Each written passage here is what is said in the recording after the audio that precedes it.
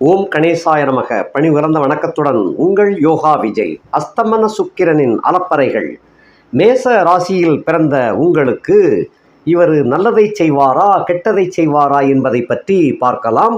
இவர் எப்போ அந்த அஸ்தமனம் ஆகிறாரு, எப்போ உதயமாகிறார் அப்படின்னு சொன்னால் குரோதி வருஷம் சித்திரை மாதம் 20ஆம் தேதி, அதாவது 3/5/2024 வெள்ளிக்கிழமை காலை 9:12 அளவில் அஸ்வினி நட்சத்திரம் 3ஆம் பாதத்தில் கிழக்கு திசையிலே அஸ்தமித்து விடுகிறார். அஸ்தமனம் என்றால் என்ன அப்படின்னு சொன்னால் சூரியனால் எரிக்கப்பட்டு விடக்கூடிய ஒரு கிரகம்னு அர்த்தம்.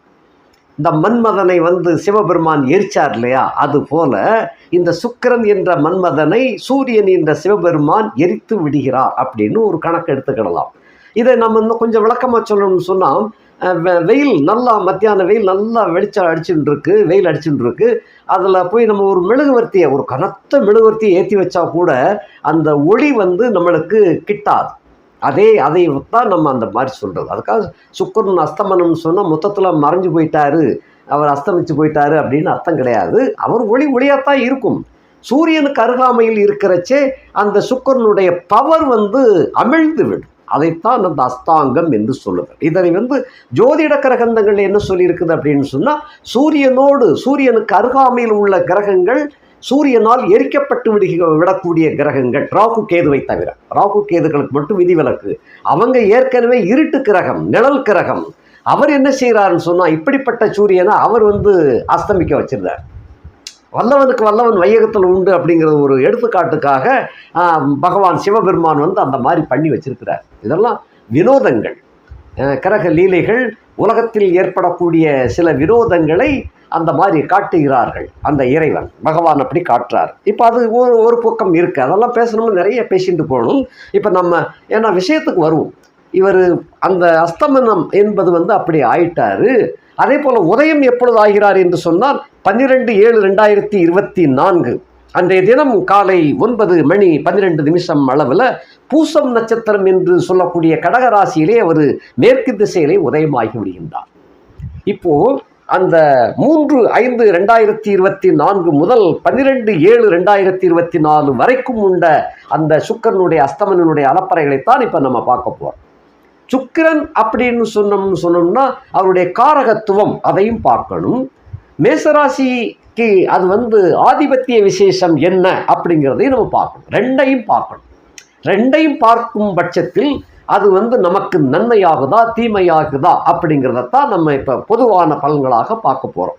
இப்போ காரகத்துவம் அப்படின்னு எடுத்துக்கிட்டால் சுக்கிரனுடைய காரகத்துவம் என்ன?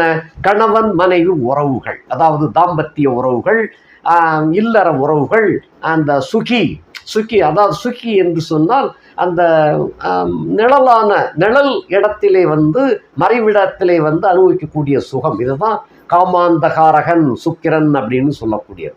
காமம் இல்லை என்று சொன்னால் உலகம் இயங்காது. காமத்தை நோக்கிய பயணத்தில் தான் எல்லோருமே ஈகோ என்ற ஒரு தன்மையும் விடுகிறது. பொசசிவ், அதாவது பொறாமை, ஒரு தன்மானம் அப்படிங்கிறதெல்லாம் விடுகிறது. அரங்கத்திற்குள்ளே நடக்கக்கூடிய ஒரு விஷயங்கள், அந்த விஷயத்தின் வைத்துத்தான் உலக உயிர்கள் அனைத்தும் ஓடிக்கொண்டு இருக்கின்றது. அது அந்த நோக்கம் இல்லாவிட்டால் பற்று இல்லாமல் போய்விடும். இந்த பற்று உண்டாக்குபவன் இந்த சுக்கிரன். அதைத்தான் காமம் சம்பந்தப்பட்ட கிரகம். ஒரு சில பேருக்கு நல்ல அழகழகான பெண்கள் கூட்டத்துக்குள்ளே ஒருத்தர் இருப்பான். அவனுக்கு என்னையா சுக்கிரதசை யோகம் அப்படி வேலை செய்யுது, சுக்கிரன் எங்கே இருக்கிறாருன்னு தெரியல, அப்படி வேலை செய்தியா அப்படிம்பாங்க. அந்த கன்னி பெண்களுக்கு இடையிலே அந்த ஜாதகன் அடிக்கடி தென்படுவான். அவனை சுற்றி பல பெண்கள் கூட்டம் இருந்துகிட்டே இருக்கும். அப்படி இருக்கக்கூடியவர்களைத்தான் அந்த சுக்கிரன் சுற்றி அடிக்கிறாரியா சுக்கிரதசை அப்படின்னு சொல்லுவாங்க. அதே போல் காரு, வசதி, பங்களா, வண்டி, வாகனம், பணியாட்கள் இப்படியெல்லாம் இருக்கிறவனையும் அந்த மாதிரி சொல்லுவாங்க. சுகம் என்பது இந்த இடத்துல அர்த்தம். சுகம் என்பது எந்தெந்த வகையிலெல்லாம் கிடைக்கின்றது, அரங்கத்தில் நடக்கின்ற அந்த சுகம், அது அடிப்படை ஓட்டமே அந்த ஓட்டம்தான். அதனை கொண்டு செல்வதற்கு ஏற்படுகின்ற புறசுகங்கள் என்பதும் இந்த சுக்கிரனைத்தான் காட்டும். அது அகசுகம், இது புறசுகம். புறசுகத்தில் என்பது வண்டி, வாகனம், வீடு, பணியாட்கள், ஆடை அலங்காரங்கள், இப்படியாக காட்சி கொடுக்கிறது. அதாவது அவனை பார்த்தா எப்போ வேணாலும் ஜொலிக்கிறாய்யா, கார் என்ன, வசதி என்ன, பங்களா என்ன அப்படின்னு சொல்கிறோம் இல்லையா?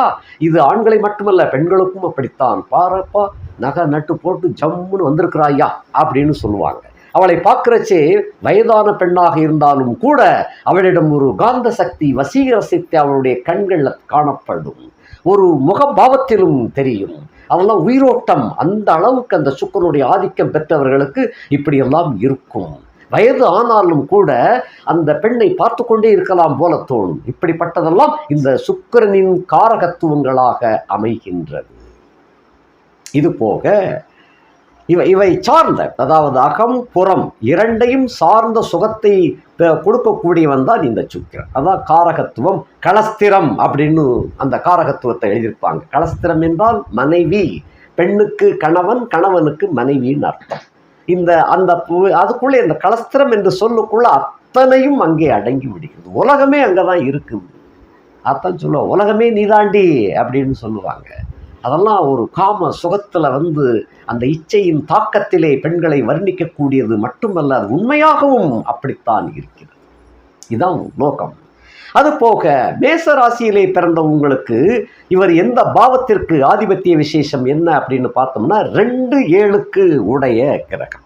2ஆம் வீடு என்பது தனம், குடும்பம், வாக்கு. 7ஆம் வீடு என்பது நண்பர்கள், மனைவி, கூட்டாளிகள்.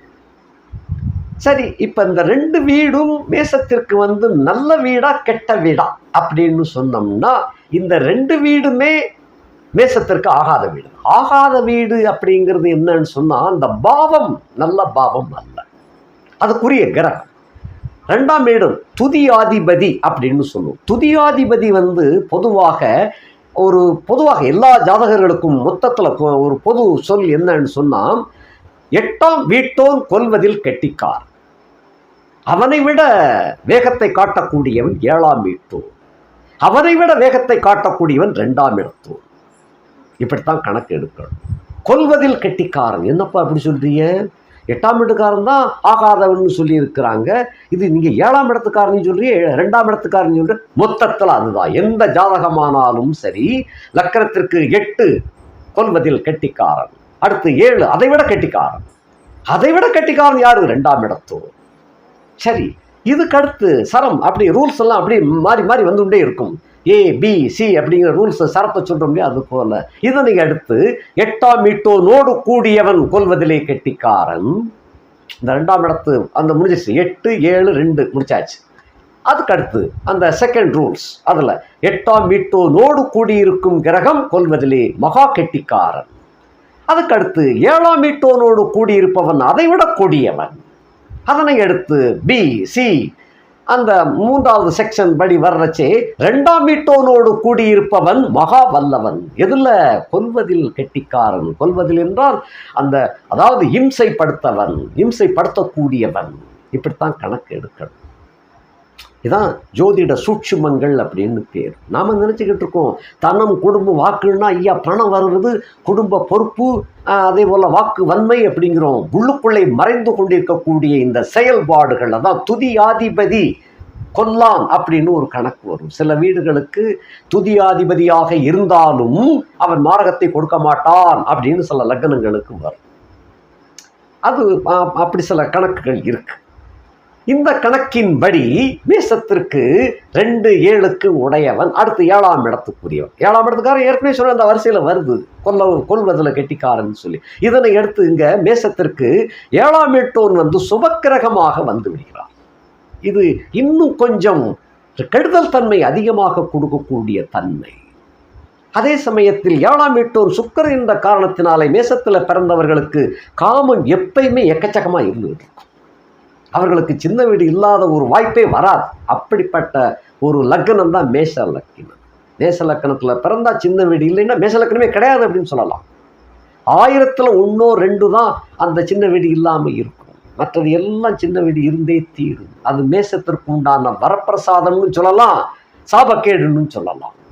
இது அவ எடுத்துக்கொள்ளக்கூடிய பக்குவத்தின்படி இருக்குது. அமையக்கூடிய ஸ்திரீகளின் படி கணக்கு இருக்கு. சில ஸ்திரீகள் சின்ன வீடாக இருந்து யோகத்தை கொடுத்துருவாங்க. சில ஸ்திரீகள் சின்ன வீடாக அமைகிறச்சே இருக்கிறதையும் தட்டிட்டு கழிச்சிட்டு போயிடும். ஆக அங்கங்கே அந்த ஜாதக அடிப்படையிலே கிடைக்கக்கூடிய வாய்ப்பை பொறுத்து இருக்கின்றது. இதெல்லாம் கழிந்த ஜென்மத்திலே செய்த பாவ புண்ணியங்களை பொறுத்து இந்த ஜென்மத்திலே அறுவடை செய்வதற்காக வந்து சேர்ந்திருக்கிறீர்கள். இப்படிப்பட்ட நிலையிலே 7ஆம் வீட்டோனாகிய சுக்கிரன் கெடுதலை செய்யக்கூடியவன். ஆக 2-7க்கு அதிபதியாகிய சுக்கிரன் உங்களுடைய வீட்டிலேயே அஸ்தமனம் அடைந்து விட்டார். யாரால்? By whom? 5ஆம் இடத்துக்கு சொந்தக்காரனாகிய சூரியனால். 5ஆம் வீட்டோன் யாரு? உங்களுக்கு யோகாதிபதி. யோகாதிபதி சுக்கிரன் உச்சம் பெற்று அவருக்கு அருகாமையில் இவர் வந்ததனால அந்த பூர்வ புண்ணியாதிபதியினாலே இந்த சுக்கிரன், அதாவது சூரியனாலே எரிக்கப்பட்ட கிரகமாக சுக்கிரன் ஆகிவிட்டார். இது உங்களுக்கு என்னதுன்னு சொன்னால், அதாவது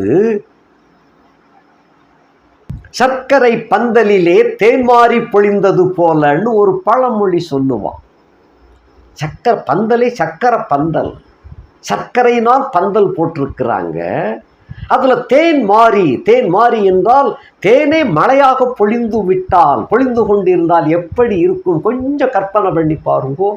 அந்த மாதிரியான பலன் இந்த சுக்கிரன் அஸ்தமனம் அடைந்த காரணத்தினால் ஏற்படக்கூடிய அலப்பறைகள், உங்களுக்கு சுகத்தை அள்ளி கொடுக்க வந்திருக்கின்ற கிரகமாக இந்த சுக்கிரன் உங்களுடைய ராசியிலேயே அமர்ந்து பஞ்சமாதிபதி என்னும் சூரியனோடு யோகாதிபதியோடு சேர்ந்து இங்கே வல்லமையை உங்களுக்கு கொடுக்க வந்திருக்கின்றார். இப்ப இதுல எப்படி எடுத்துக்கணும்?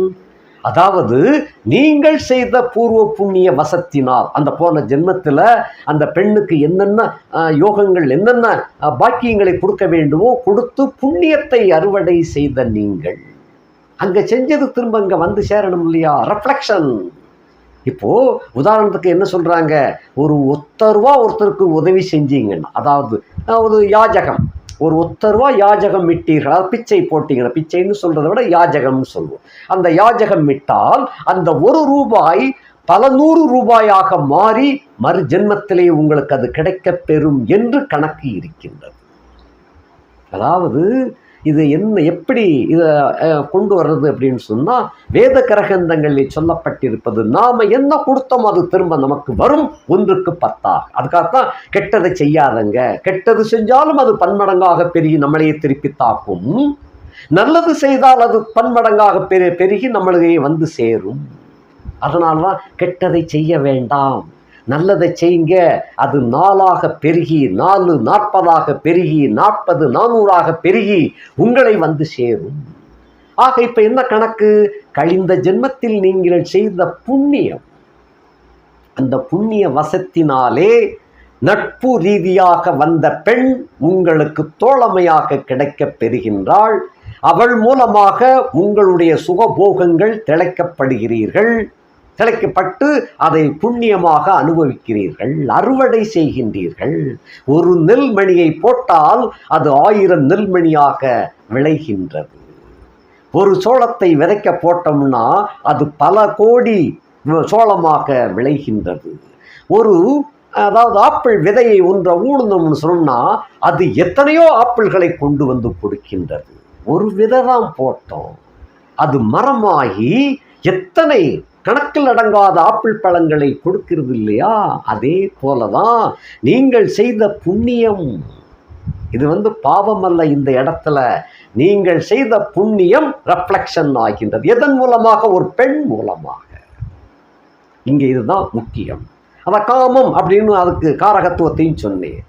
ஏன் இந்த பெண்ணுன்னு சொல்லிட்டு இருக்கிறேன் அப்படின்னு சொன்னா, சுக்கிரனுக்கு உடையதுவே காமம் தான். அந்த காமத்தை சம்பந்தப்படுத்தக்கூடிய ஒரு பெண்ணாகத்தான் இருக்க முடியும், ஆணாக இருக்க முடியாது. ஆகையினாலே அந்த பெண் நட்பாக பழகி, நட்பு காதலாகி மறந்து உங்களுடைய சுகங்களை நீங்கள் பெறக்கூடிய வகையிலே அந்த சுக்கிரன் அஸ்தமன அலப்பறையாக உங்களுக்கு கொண்டு வந்து சேர்க்கின்றார். ஆக மற்ற ராசிகளை விட முதன்மை பெறுகின்ற சுக்கிரன் அஸ்தமன அலப்பறையில் உங்களுக்குத்தான் 100க்கு 100 பங்கு யோகத்தை அள்ளி கொடுக்க வந்திருக்கின்றார். இந்த 12/7/2024 நீங்கள் எதிர்பாராத வண்ணம் சில அதிசயங்கள், அதாவது நல்ல அதிசயங்கள், அதிசயங்கள்னா கெட்டதும் இருக்குது, அது கேவலப்படுத்தக்கூடியதாக வந்துடக்கூடாது இல்லையா, அது இப்படி கேவலப்படுத்தக்கூடியதாக வரவில்லை. உங்களை வந்து சுகம் பெறக்கூடிய வகையிலே, நானாவித சுகங்களையும் அனுபவிக்கக்கூடிய வகையிலே இந்த சுக்கிரன் அடியெடுத்து வைத்திருக்கின்றார். இது முதல் உங்களுடைய ராஜ யோகம் தொடங்குகின்றது. ஆல்ரெடி சனி 11ஆம் இடத்துக்கு வந்துட்டார், அது பின்ன குரு 2ஆம் இடத்துக்கு வந்துட்டார், அது பின்ன ஆல்ரெடி கேது 6ஆம் இடத்துல இருக்கின்றார். எவ்வளவு கோடி கடன் இருந்தாலும் அடைப்பதற்கு கேது 6லே இருக்கின்றார். வருமானம், செலவை மிஞ்சிய வருமானத்தை கொடுப்பதற்காகவே சனி 11ஆம் இடத்திற்கு வந்துவிட்டார். இவைகள் எல்லாவற்றையும் பணத்தை அள்ளி குவிப்பதற்காகவும், குடும்பம் சீரோடும் சிறப்போடும் மங்களகரமாக இருப்பதற்கு, குடும்பத்தில் சுபகாரி நடப்பதற்கும் ஏற்றதாக குரு பகவான் 2ஆம் இடத்திலே உலாவுகின்றார். ஆக முக்கியமான கிரகங்கள், அதாவது முக்கிய கிரகங்கள் என்றால் மேஜர் கிரகங்கள், என்ன வருஷ கிரகங்கள் இவங்கள்லாம். சராசரியாக குரு 1 வருஷம், சராசரியாக 1.5 ஆண்டுகள் ராகு கேதுக்கள், சராசரியாக 2.5 ஆண்டுகள் சனி பகவான். ஆக மேஜர் பிளானட்ஸ் அப்படின்னு சொல்லக்கூடிய முக்கிய கிரகங்கள் எல்லாமே உங்களுக்கு இப்போ சாதகமாக வந்திருக்கிறாங்க. பருத்தி புடவையா காய்ச்சி புடவை கையில் கிடைக்கிறது போல ஆனந்தம் பொங்கட்டும் உங்கள் குடும்பத்திலே. 2ஆம் இடத்தும் சுக்கிரன் துதியாதிபதி சுக்கிரன் அஸ்தமனம் பெற்று இருக்கின்ற காரணத்தினாலே குடும்பத்தில் சுபகாரியங்கள் தேடி வரும். சில குடும்பங்களில் சுபகாரியத்துக்காக ஏங்கி தவித்து கொண்டிருக்கக்கூடிய குடும்பங்கள் நிறைய இருக்கு. இப்போ பிள்ளைக்கு கல்யாணம் ஆகலை, பையனுக்கு கல்யாணம் ஆகலை, நாங்களும் என்னென்னமோ செஞ்சு பார்த்துட்டோம் ஐயா, எத்தனையோ பரிகாரங்களை செஞ்சு முடிச்சாச்சு, ஒன்றும் நடக்கலை, இந்த மாதிரி புலம்பி தவித்து கொண்டு இருக்கிறார்கள். சில பேர் வந்து என்ன செய்யணுமோ அதை விட்டு வேற ஏதாவது பண்ணிக்கிட்டு இருக்காங்க. சில குடும்பங்களில் பாதியை செஞ்சுருக்காங்க, மீதியை செய்யாமல் விட்டுருந்தாங்க, நாங்களும் எல்லாத்தையும் பண்ணிட்டோம் அப்படிங்கிறது. இப்படியெல்லாம் நிறைய இருக்குது. அவங்களுக்கு தெரிஞ்சதை பண்ணிக்கிடுறாங்க. சில பேர் குடும்பத்துக்குள்ளேயே சில கோளாறுகள் இருக்கும், அதை கண்டுக்கிடாமல் இருப்பாங்க, எனக்கு என்னன்னு இருப்பாங்க. இப்படிப்பட்டதெல்லாம் இந்த காலகட்டத்துக்குள்ள அது ஒரு முற்றுப்புள்ளி வைக்கக்கூடிய வகையிலே இந்த சுக்கிரனுடைய நடமாட்டம், அவருடைய பயணம் உங்களுக்கு இனிமை தரக்கூடிய பயணமாக வந்து சேர்ந்திருக்கின்றது. ரொம்ப தோஷங்களுடைய ஜாதகங்கள் இருந்துச்சுன்னு சொன்னால் அதுக்குரிய பரிகாரங்கள் இப்போ செஞ்சீங்கன்னு சொன்னால் அந்த 12/7க்குள்ள சுபகாரியம் குடும்பத்தில் ரொம்ப சீரும் சிறப்புமாக நடந்தேறும். உங்களுடைய ஊரே உங்களை மெச்சி பாராட்டக்கூடிய வகையிலே அந்த குடும்பத்தில் நல்ல காரியம் நடந்தேறும். ஆணா இருந்தாலும் பெண்ணா இருந்தாலும் அவ்வளவு அற்புதமாக திருமணம் நடந்து குடும்பத்தில் சீரும் சிறப்புமாக பிரகாசம் பெறக்கூடிய ஒரு வாய்ப்பை கொண்டு வந்து சேர்க்கும். அதான் 7ஆம் வீடுன்னு சொன்னேன்.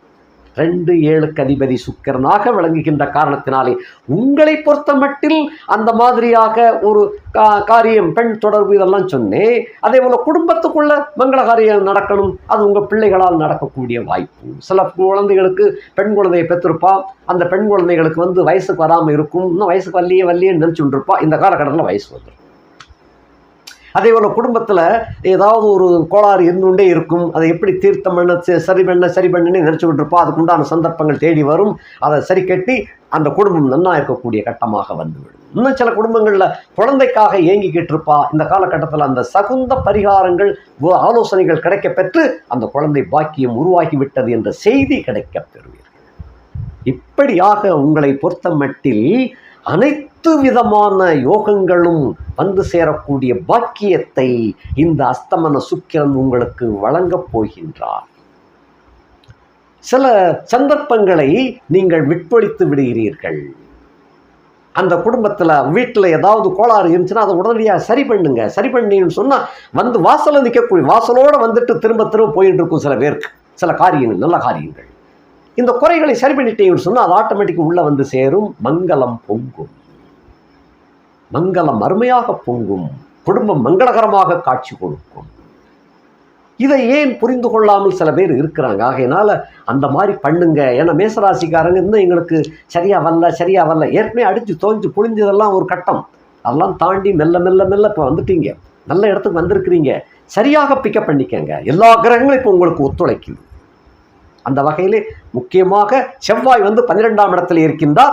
இந்த சுக்கிரன் அஸ்தமனம் அடையிறச்சே இந்த செவ்வாய் வந்து 12 உங்களுடைய ராசி நாயகன் 12ஆம் இடத்துல இருக்கின்றார்.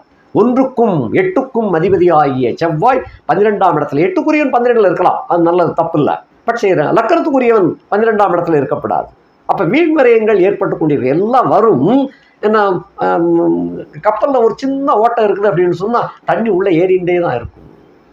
அதை நீங்கள் எவ்வளோ தான் இறைச்சி விடுறது? அதுபோல் அந்த சின்ன குறைகளை அகற்றுவதற்காக, அப்படிப்பட்ட நிலைமை உண்டாக அந்த சரி பண்ண வேண்டும் என்பதற்காக பழனி மலை முருகனை, தண்டாயுதபாணி சுவாமியை ஏதாவது ஒரு செவ்வாய்க்கிழமை போய் தரிசனம் பண்ணிட்டு வாங்குவோம். காத்தால ஃபஸ்ட்டு 6 மணி அளவில் மேலே இருக்கணும், இருந்து பாலாபிஷேகத்தில் கலந்துக்கோங்க. அது பின்ன 8:30 மணிக்கு காலசந்தி பூஜை நடக்கும், அதுலேயும் கலந்துண்டு வாங்க.